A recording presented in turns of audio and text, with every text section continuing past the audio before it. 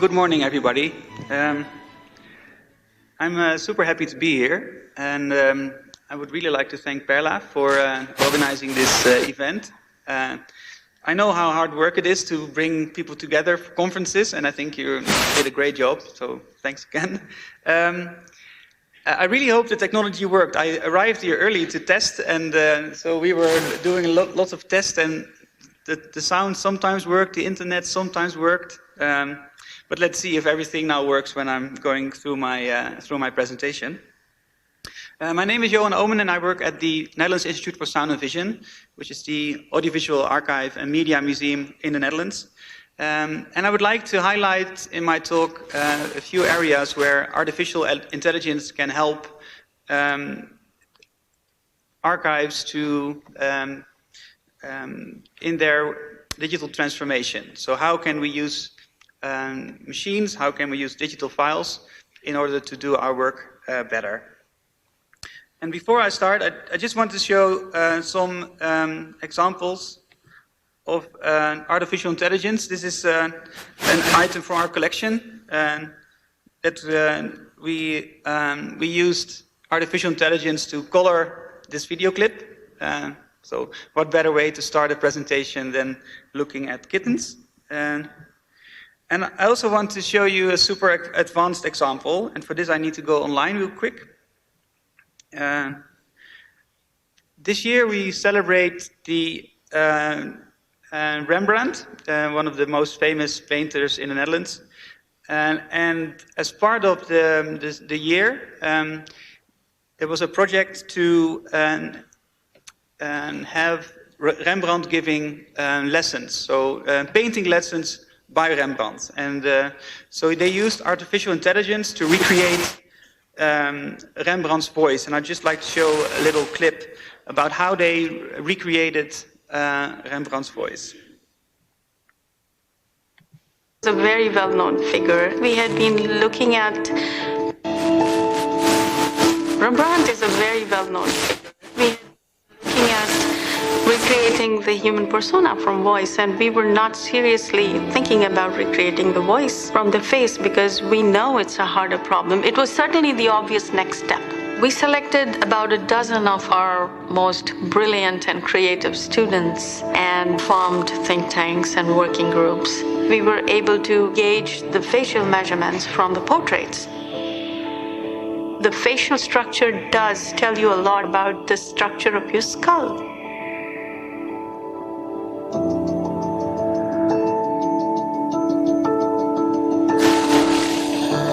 Knowing the structure of the skull, we might be able to deduce the size of his vocal chambers.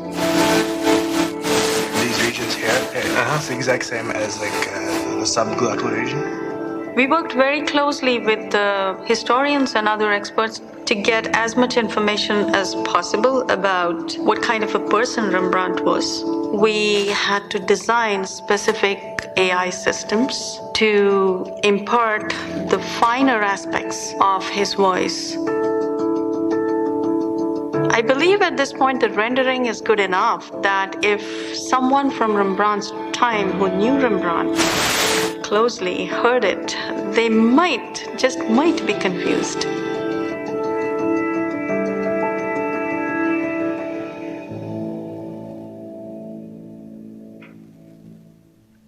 Gij begeert van mij te vernemen hoe gij mijn schilderij zou kunnen hanteren?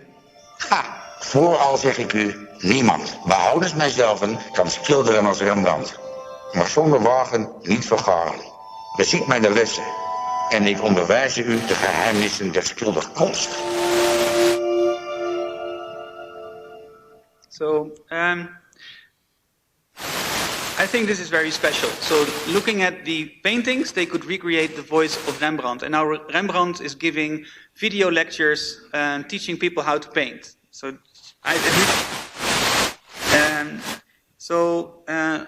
switching back to my slides, I would like to focus on these three areas where artificial intelligence can be used. First, to support media production, fighting misinformation, and finally, supporting creativity. But first, I would like to share a little bit more about the institution I work for.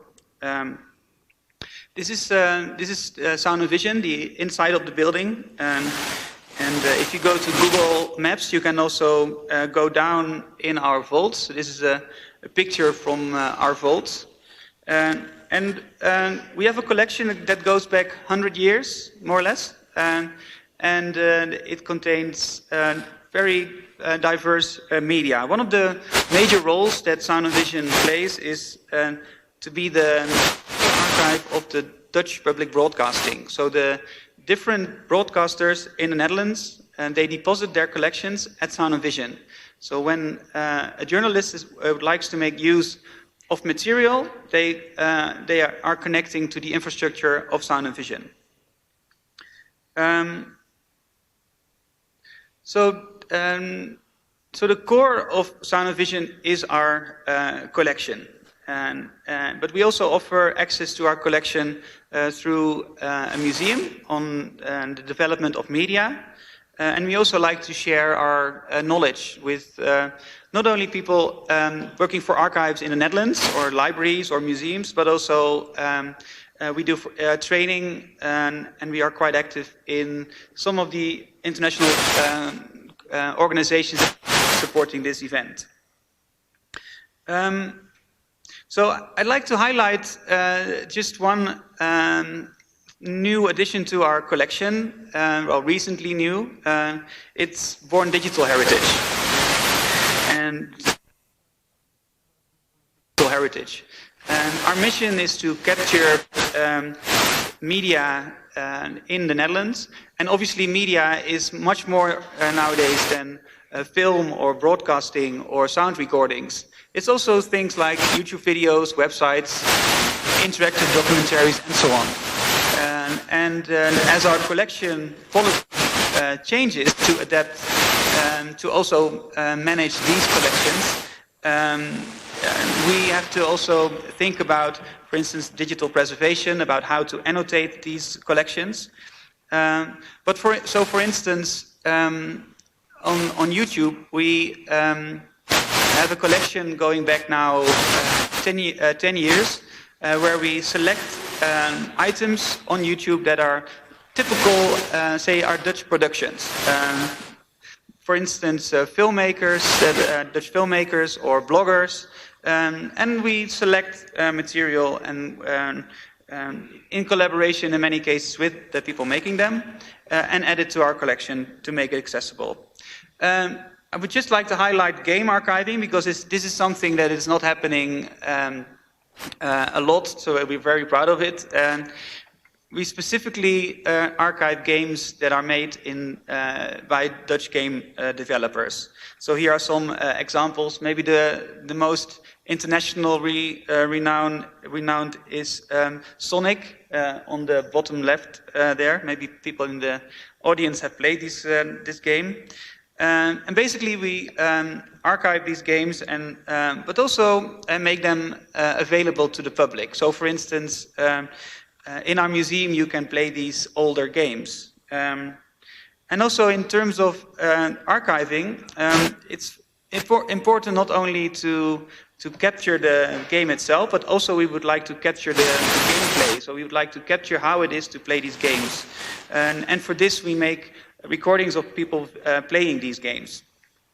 And finally, on games, I'd like to show a short video of a project that we did to have a racing game from the 90s, actually played by young people today and in a augmented reality installation. I'm just going to run this video.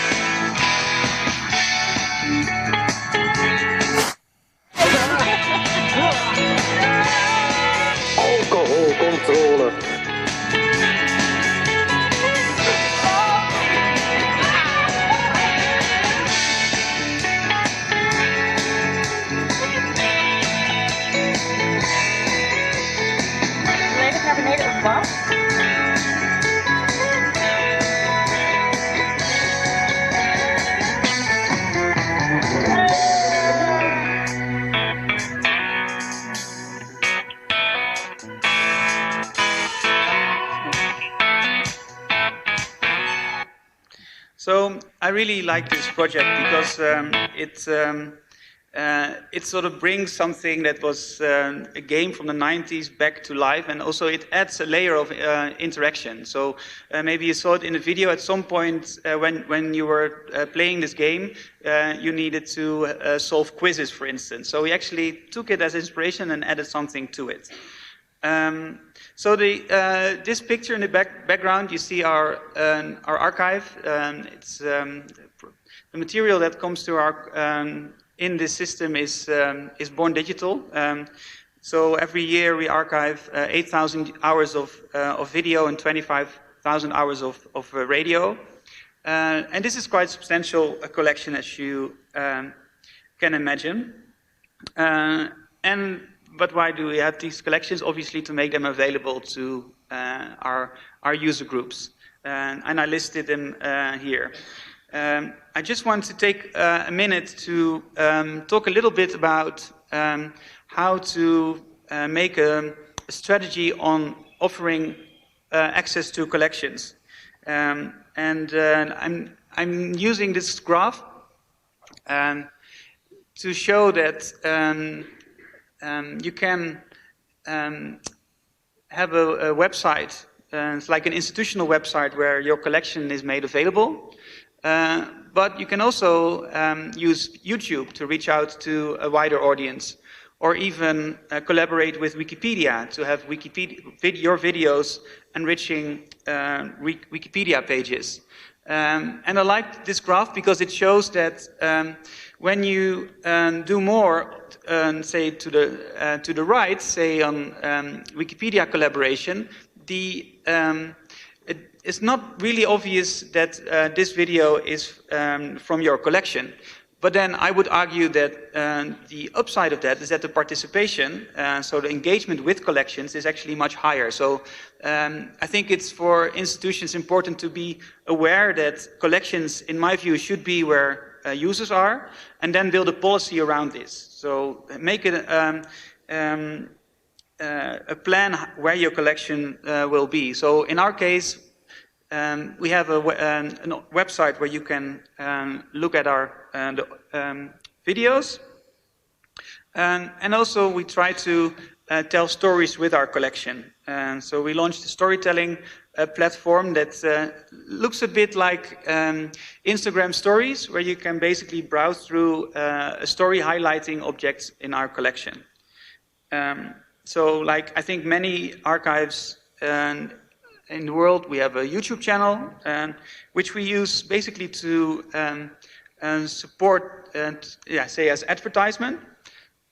So there are some videos, but also we like people to explore more about our collection on the storytelling side that I just showed. So there needs to be a sort of, a way to get from YouTube to our institutional collection. I just want to go online and show you a collaboration that we've done with a public broadcaster. They made a documentary series, 10 episodes, about the future of science. And this was very interesting in the sense that from the very beginning, the broadcaster wanted these collections to be available under an open license, or under a Creative Commons license. But having, and basically the collection consisted of long interviews with scientists. And the broadcaster came to us, to the archive, and said, can you help making these collections available in an appealing way? So we used speech to text. I'm now going to Chrome, hope it works. Perfect. So basically this is an overview of the different interviews, and you can browse by different topics. So for instance, let's go to, I don't know, like intelligence. And then these are the My name's Nikki Clayton. People that were interviewed. I'm Professor of Comparative And you can browse through the interview in different chapters. Let me go back to the first. But also you can you can navigate through the the output of the speech-to-text and then algorithm. you do some kind of transfer test, in which really what you're So this is tapping really a into way is to what they navigate understood. through a collection And can they do of something interviews more or than histories, just you can say. simple And what learning is down especially road? Can they interesting that you extract some sort of can also general make a rule search that tells on you that, all the yes, they're actually subtitles, thinking or about sorry, it, the and it's not speech-to-text. So automatically when I doing search it. for planets, for instance, Why are you so interested?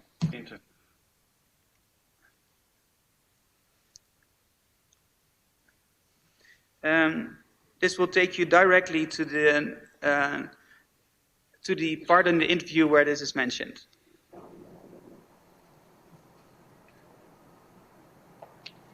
PlanetSat, goal is to look at one star and look for a transiting planet. So again, it's a collaboration with a broadcaster, and these videos are part of our collection, and we used artificial intelligence to make them searchable.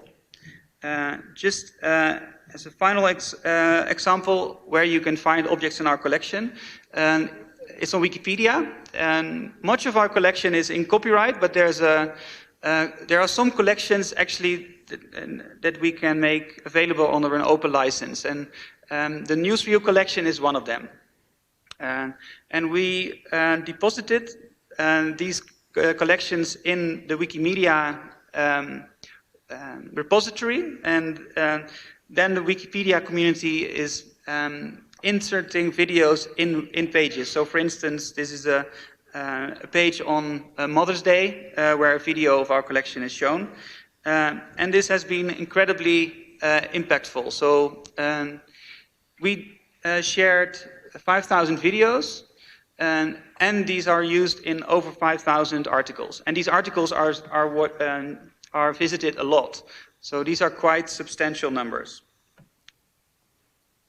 So I really encourage you to think about collaborating with Wikimedia,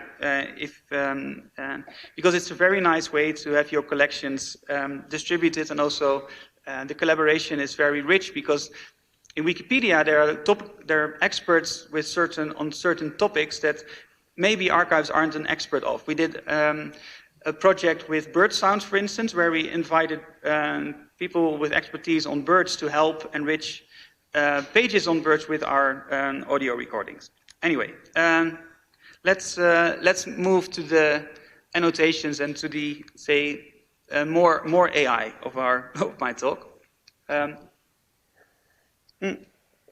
One of the main applications of artificial intelligence is to add automated metadata to the collections. And I was looking through the program, and there are quite a few papers today and tomorrow that talk about recent advances in that area. So if you look at a metadata record at Sound and Vision today, then it's a sort of amalgamy of metadata from production. So broadcasters deposit their files, but also metadata. We do work on crowdsourcing, where we invite people to viewers of material to help make annotations, for instance, using games, crowdsourcing games. And then automatically generated metadata is increasingly important. And there we still obviously have catalogers, documentalists working for us, and they make manual annotations, for instance, adding keywords, making summaries. So there's still sort of this level of manual metadata as well. But this is basically the state of the art today, where metadata comes from different sources, including automatically generated metadata from AI systems.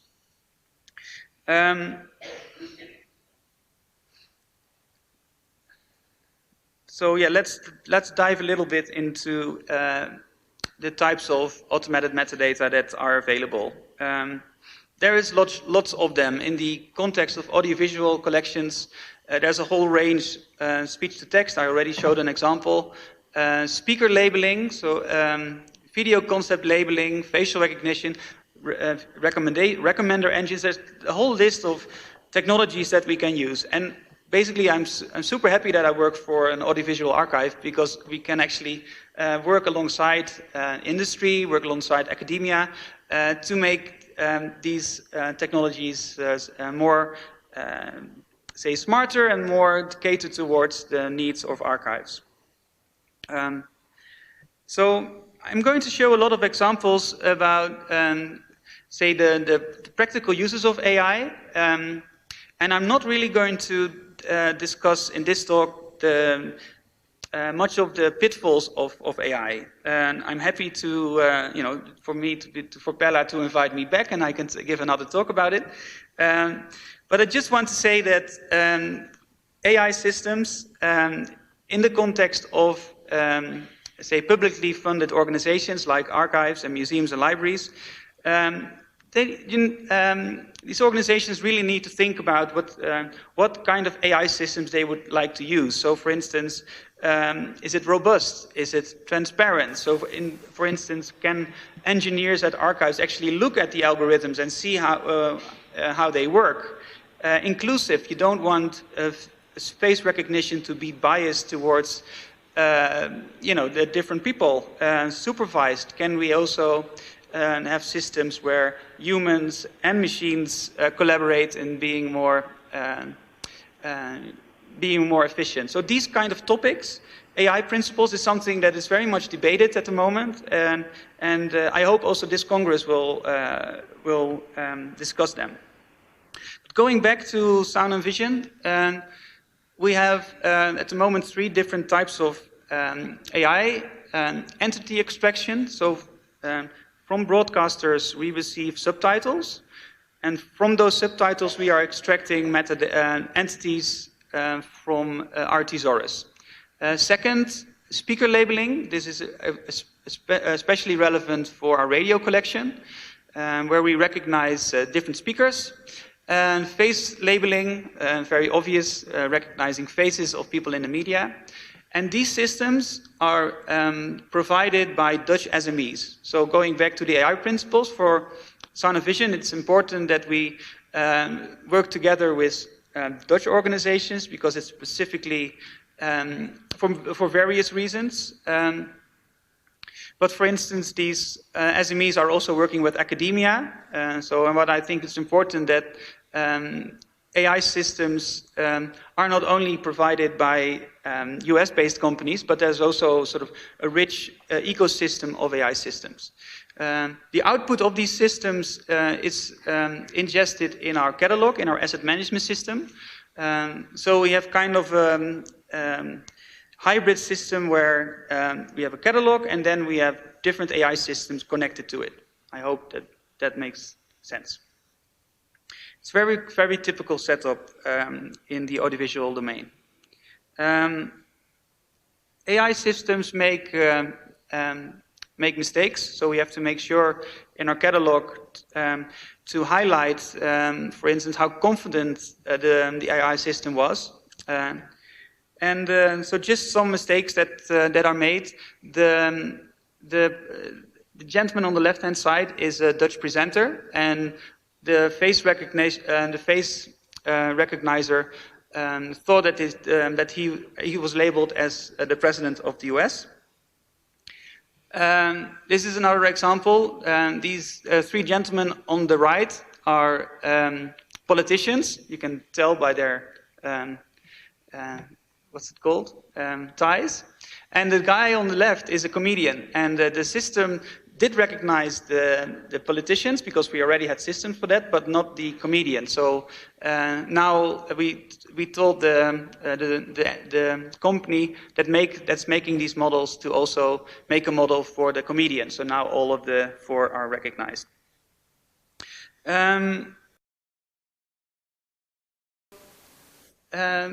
I just want to mention that we started doing the automated metadata enrichment a couple of years ago, and it's mainly dealing with our contemporary collection. So at the moment, 2% of our collections have these automated labels. And obviously, we would like to go up to 100%, but this requires a lot of computation. It also requires models to be trained also to handle older material, like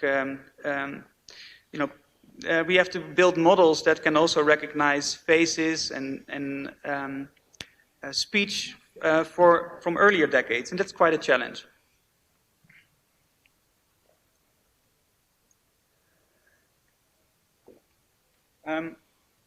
I highlighted some examples of how we are using AI to add metadata to our collection, and now I would like to highlight in 3 areas what AI can do in terms of reuse. So the first area that I would like to talk about is media production.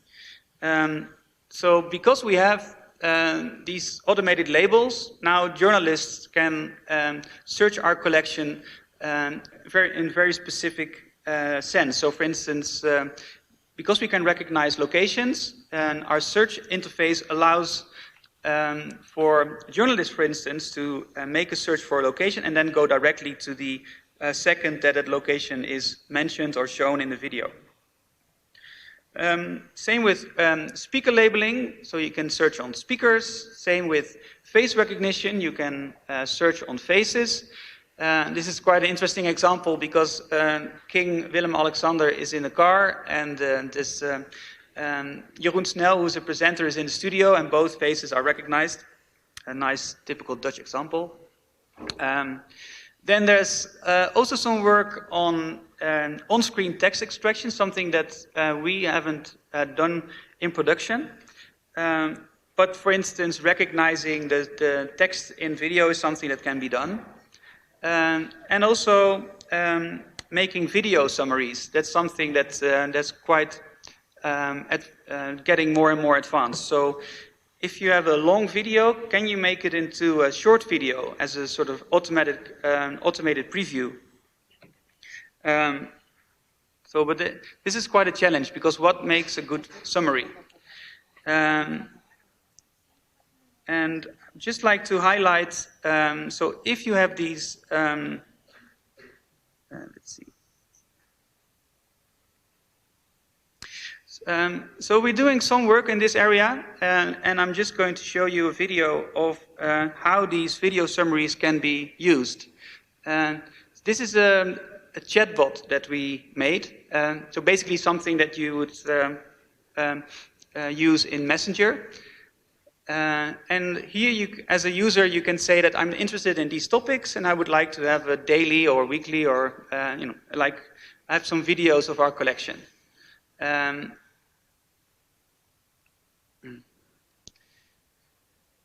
So here you see, I'm sorry. Here you see a short summary that was created, and now you can also from this chatbot you can go to see the full video. So you can imagine this is quite an interesting way to offer access to your collection by first showing a summary, and if people are interested, they can see the whole film. And you can also go to the source. So this is a website from Sound and Vision where you can see the entire video with contextual information. The second area that I would like to highlight is fighting misinformation. And I'd just like to show this graph. This is work done by the Internet Archive, where they studied, based on subtitles, how the coverage of different topics in UK news media. And what you see here is that this was in between from May to April May 2017 and April 2018, where you see that news media was covering topics like healthcare reform and tax reform. I would say these are very important things to be discussed in news media. But then in April, the news media shifted towards covering Stormy Daniels and the alleged affair with the president. So it's interesting to see how actually the news works, and you can only make these kind of graphs when you have systems that can analyze, in this case, a text, so doing natural language processing. This is a project that we are currently involved in, where we are looking at detecting bias in videos from different broadcasters. So we started with compiling a data set of videos from different broadcasters, and now we are interested in how different broadcasters are covering a certain event. And as a use case, we are studying the war in Crimea. And it's quite interesting to see that the way that the words that are used covering these events differs from broadcasters to broadcaster. So, for instance, RT, this is Russia Today, so it's a Russian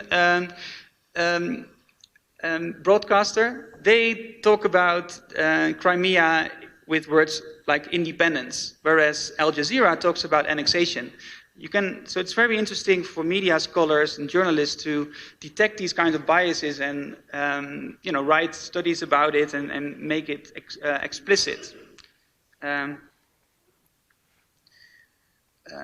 think I will skip this because I would like to go to the third area where AI can be of help to users, which is creativity. And I'd like to show some creative reuses of our collection. Who in the audience likes GIFs? Yes.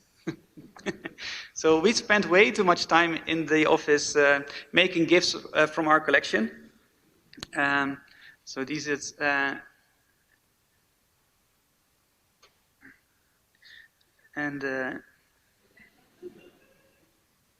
yeah, it's way too much fun, but it's also, in a way, it's also these videos are also shown are also available on Giphy. Giphy is a website where you can find lots of GIFs, so this is just the statistics that shows that the 352 videos that we shared on Giphy are watched over 200 million times. So it's lots of fun, but it's also, if you look at it from outreach, it's quite significant. And when we saw how popular it was, we actually wanted to do more with GIFs. So, for instance, we're now doing GIF workshops where we invite, for instance, young people to make GIFs themselves. We print out the stills of a clip, and then you can tinker with it and make some very nice creative new works from it. I'm showing this because for us it is super relevant to collaborate with artists because they look at our collection in a completely different way than the journalists or other professional user groups. To encourage this, we started a residency. So we're inviting artists over to Sound and Vision to work with our collection. Let's see. And one of the artists made an installation using artificial intelligence that allows you to search our archive not by a textual query, but using the camera movements. And I'm just going to show this video. I hope it's...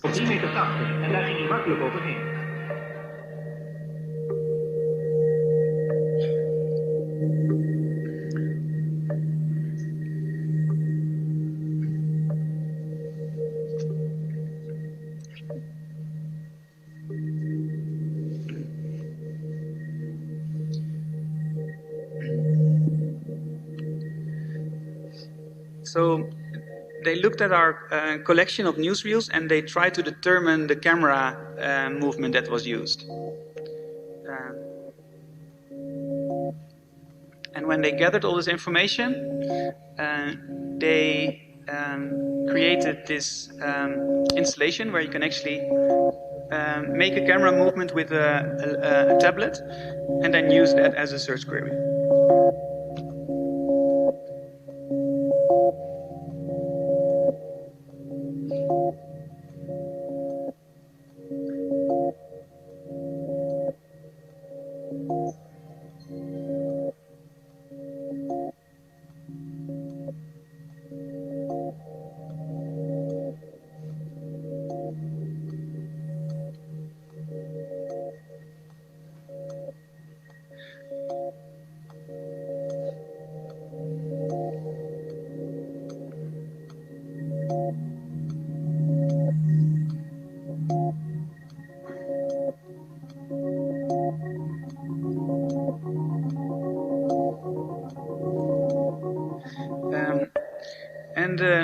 Bij het postdoc hoogspringen legde men eerst de lat op die...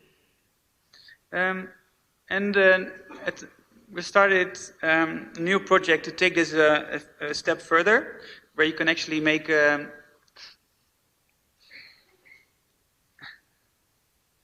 use a swipe on a tablet and to make a query.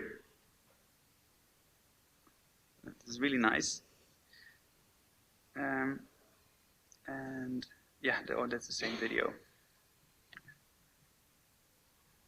And this is connecting different archives. So these are videos from different collections, but just with one swipe you can make a connection.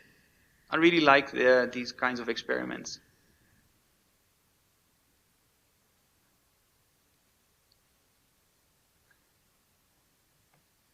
And again, there's artificial intelligence behind all of this. There's one project I would like to mention, and then I'm going to wrap up. This is work that we do together with the University of Amsterdam. And this focuses on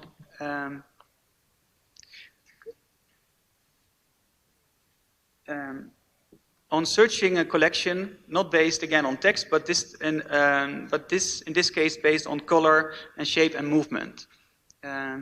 So this is a graphical representation of parts of the collection of the Eye Film Museum and Sound and Vision. You can sort of zoom into this cluster representation and start a video from any given point. So this is the video, and then you can also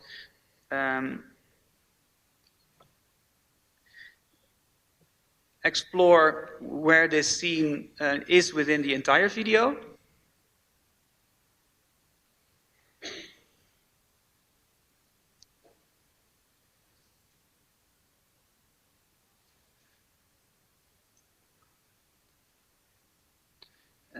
And also these are the colors used in the video, and you can use the colors as a way to find similar material. This is an interface that was actually created for media artists, so they can now explore our collection based on, well, in this case, color or shape. Another thing that this system allows you to do is to upload a photo, and then you can use the photo as a query to the archive. Okay. One or two slides more. So I hope I was successful in showing you not only how AI can be used to make annotations, but also to AI to be used for different user groups. So for journalists to fight misinformation, and for creativity. And there's a lot of unanswered questions still, and I just listed 6 of them here. And I'm very curious to hear your thoughts on these. These are topics that we are addressing with fellow archives and with academic partners. So one question is, how do you manage errors in data? So, you know, how do you make it visible to to end users that some of the metadata that you see might not be 100% accurate because the systems aren't perfect. So there's, yeah, I'm not going to read these, but these are the sort of type of questions that working with AI raises. I like to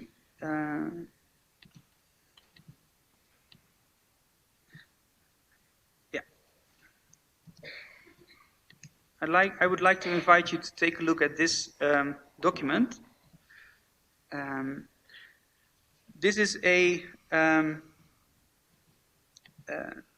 just for this speech, I selected some interesting demos for you to look at. So the first is a system by a Greek university where you can do shot and scene segmentation. The second is a demo by MIT, where you can do scene detection based on stills. And Microsoft Video Indexer is also quite an interesting tool to play with. And below are algorithms that you can use for, so for instance, color, to detect color in videos, movements. So this is the algorithm that was used for detecting the camera movement. Coloring, this was used for the kittens that I started my talk with. Face recognition, so you can look at all these different technologies, and on the right column are examples of where this is used. This is and this is the URL. I hope it's very simple to. This will take you to the document. And with that, I would like to thank you for your attention, and I'm happy to take any questions.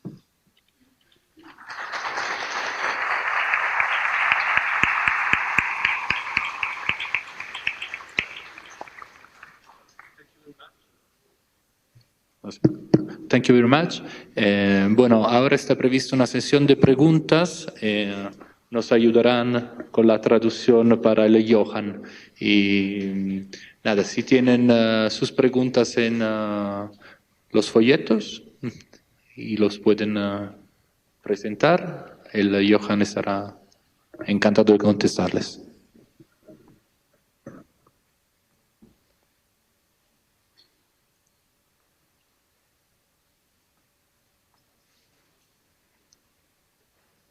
Allí tenemos una.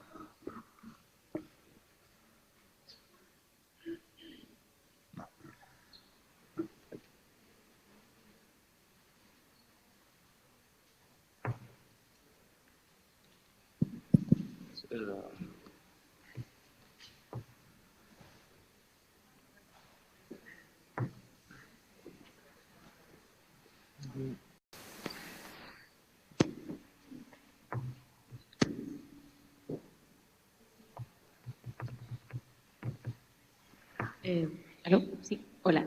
Tengo una pregunta específica en relación a cuánto trabajo humano hay en el proceso de limpieza de los datos, porque me imagino que parte de los metadatos son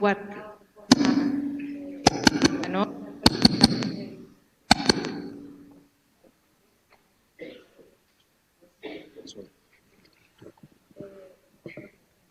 Sí, habla alta. Me preguntaba cuánto trabajo humano hay detrás del proceso de limpieza de los datos. Porque me imagino que parte de los datos se guardan por la cruda, pero para ir a estos proyectos, yo sé que tiene que haber algún proceso humano de limpieza. Entonces, para entender tal vez el porcentaje de cuánto está involucrado en la inteligencia artificial y cuánto trabajo humano hay detrás. So she's asking how much work, like human work, is used to correct the raw data that comes from AI, like more or less the percentage. Or Yeah, that's a very good question. So the AI systems, they return a label and a confidence score. And for us, it was important to only to make sure that there would be very few mistakes. So the confidence score that we use is very high. And so we want to make sure that, I'd say, the confidence is like 95%.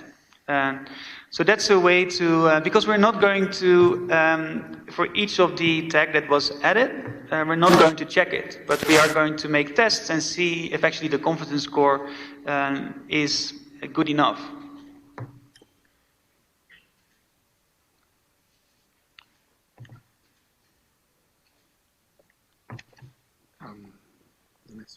Bueno, la pregunta es, ¿existen experiencias de inteligencia artificial con fotogrametría o con objetos 3D?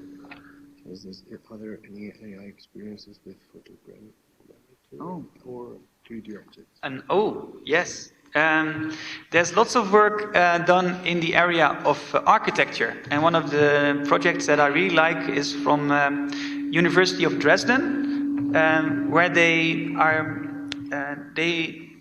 have a collection of photographs made by tourists of, say, busy places in Dresden, and they determined where those photographs were taken, and they created a 3D model of parts of the city based on those photographs. So there's the person that asked this question, if he or she can contact me, I'm happy to send a link to that particular project. It's very, very nice. I'm really liking this Sorry, yeah. setup. Thank you very much. Yeah, but I need to go. I need to do it in Spanish. Yeah, okay, fine. So, just could you give me, because I was thinking on the next question. So you said that they did do 3D models of the Dresden city, applying AI. So it was building, so it was building a 3D map of the city based on the pictures that people took of the buildings. Fantastic. Entonces, la experiencia de la que hable, disculpen que estaba solo traduciendo la pregunta y no la inversa. La experiencia de la que habla es que se creó un modelo 3D a partir de la combinación de fotografías que se tenían de la ciudad de Dresden del archivo. Entonces se pudo hacer una reconstrucción a base de fotografías y crear ese modelo 3D. Eso es el mini resumen. Okay. Yeah, well, there's one question here. It's the last document that you presented, overview of algorithms, etc. Is it open for consultation? Yeah. You should. It should be open. If it's not, then I have to change something. But I thought this morning if you use the bit.ly link, then you go directly to the document. Okay. Dice que, bueno, la pregunta es, el último documento que presentó, overview of algorithms, etc., si está abierto a consulta. Dice que sí, que debería estar accesible a través de ese enlace y que quien quiera consultarlo, que lo puede seguir. Esta pregunta es, ¿cuál es el mayor reto de manejar información audiovisual con inteligencia artificial? What's the biggest challenge when using AI for managing audiovisual information? So some of the questions that I ended my talk with, I think are the most important challenges. So how can you the catalog will change because some of the metadata that you will see are not generated by people but generated by machines, and this is quite a profound change. So there's a lot of positive things about it because you can, for instance, go directly to a segment in a video, or you can search for metadata that just didn't exist before, like faces. We didn't have that until a couple of years ago. But there is also a downside to it, the fact that, again, it makes mistakes, but also it's quite computational heavy doing this. It will be an extra cost because you have to train models specifically to your context. So it's sort of, I think the main challenge is how do you make a collection, say, cataloging policy that really works for your organization? Bueno, el manejo de información audiovisual con inteligencia artificial tiene unas ventajas, y es que vamos a conseguir poder segmentar en base a esta metadata generada automáticamente, que nos va a dar unas posibilidades extra, pero tiene unas contras también, que son, por un lado, que es un sistema, son sistemas que requieren una capacidad computacional muy alta, que también implican unos costes e implican también el desarrollo de unas estrategias de archivo específicas, que al final es este desarrollo de una estrategia digital, de digitalización, de catalogación, la que es el mayor reto, es decir, cómo se maneja este balance.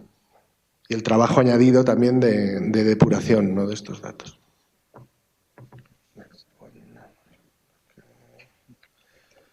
This is a good one. Will you please, this one is in English. Sí. ¿Puede por favor compartir algo sobre la parte financiera detrás de estos proyectos de inteligencia artificial en sus universidades? Says university, but I guess. Yeah. About costs. Let me think. We are spending money on the systems for entity extraction, speaker identification, and face labeling. And these are external companies, and they send us a bill. And at the same time, this also frees up some of the time of the catalogers, because they don't have to manually attach thesaurus terms to our collection. So on one side, it's a cost. I hope I showed you that we can do more because we made this investment. So it's in a way we see that the archive is used more. So that's a good thing. And at the other side, because of the automation, the catalogers don't have to do very mundane work. So we can ask them to, for instance, make more presentations for the museum. So so yes, it's a cost, but it's also a benefit, and it also sort of changes institutional practice. It's very profound changes, actually, when you think of it. And cost is one of the factors. If you translate this, I would like to add one more thing. Cada uno de estos sistemas de inteligencia artificial, de transcripción, de detección de caras, etcétera, son empresas externas y tienen un coste. Lo que sí es verdad es que eso reduce el trabajo de los catalogadores. Por lo tanto, ayuda a, ya sea tener menos coste en este lado, o poder dedicar el trabajo a explotar más el archivo, es decir, generar presentaciones para museos, como decía en este caso, y también el hecho de que se catalogue de forma artificial hace más accesible el contenido, por lo tanto se utiliza más el archivo y se percibe un uso mayor. Entonces hay un coste y hay un beneficio en el caso del uso de estas herramientas. Yeah, and it also comes down to thinking about the AI principles that you would like to enforce. So, for instance, if it's there's also a number of say free services available, like or cloud services that are provided. For instance, the example that it's in the overview of Microsoft Azure. That you can also, as an organization, decide. For us, working with a provider of, like a US-based provider, is also a good thing for us. We decided that it was good to also work with SMEs from the Netherlands and academia. But so when it comes to finances, there's quite a few a few opportunities, but you have to sort of think about the pros and cons of each of the technology that you use. En el caso de las herramientas a utilizar, hay distintas posibilidades, hay incluso algunas opciones gratuitas, luego hay opciones geográficas, de empresas de distintas zonas geográficas. Por ejemplo, pues podemos tener Microsoft Azure, pero también tenemos las empresas holandesas que presentaba anteriormente. Por lo tanto, hay opciones que hacen variar mucho la parte financiera, pero es una cuestión de hacer un buen análisis de las herramientas y de los pros y contras de cada una y los costes para poder llevar a cabo el proyecto.